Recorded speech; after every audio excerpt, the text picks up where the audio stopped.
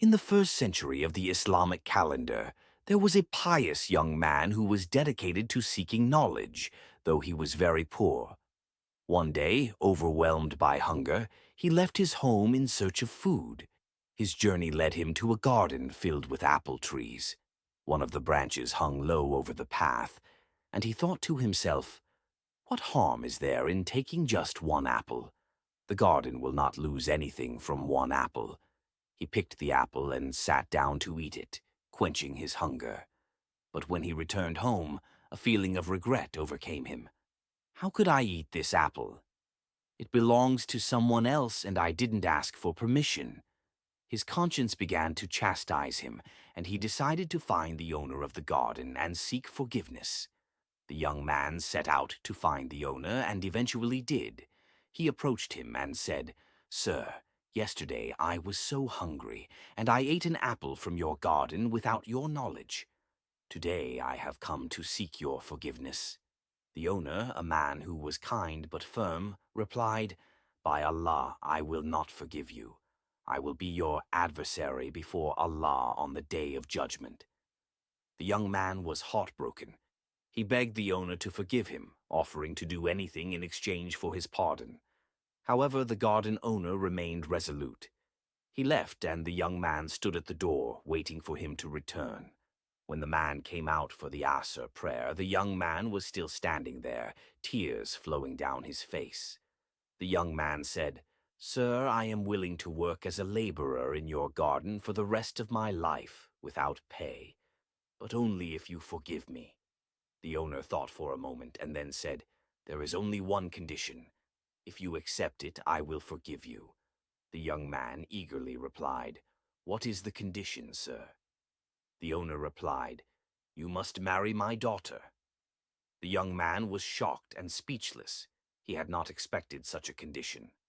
The owner continued, "But know this, my daughter is blind, deaf, dumb, and paralyzed. I have been looking for a man who would accept her as she is." The young man was stunned, and he thought about how he would live with such challenges, especially since he was still young. But after a moment of reflection, he said, "I accept your daughter, and I ask Allah to reward me for my intentions and grant me something better in return." The owner agreed and told him, "Then come to my house on Thursday for the wedding, and I will provide the dowry." When Thursday arrived, the young man walked slowly, his heart heavy with uncertainty and sadness. He was not like a groom excited for his wedding. When he arrived at the house, the owner greeted him and took him inside. After some conversation, he led him to the room where his daughter sat. When the door opened, the young man was stunned. Before him stood a beautiful young woman, fairer than the moon, with hair like silk cascading down her shoulders. She rose and walked towards him, greeting him, "Peace be upon you, my husband." The young man stood frozen, unable to believe his eyes. He was in awe, not understanding what had just happened. The woman smiled, sensing his confusion. She said, "I am blind to the temptation of haram, deaf to the whispers of haram, dumb when it comes to speaking of haram, and my feet never take a step toward haram. I have been waiting for a man like you, someone who fears Allah even when it comes to a simple apple. My father said that a man who fears Allah over something like an apple is worthy of being trusted with his daughter.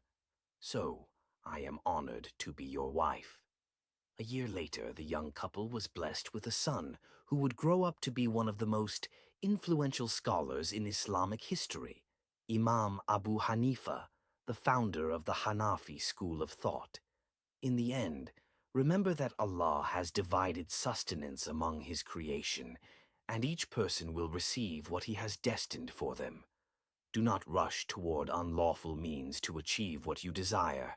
Instead, be patient with what is lawful, and Allah will reward you with far greater blessings than you expect. If you enjoyed this story, don't forget to subscribe to the channel, like the video, and share in the comments what part of the story stood out to you the most.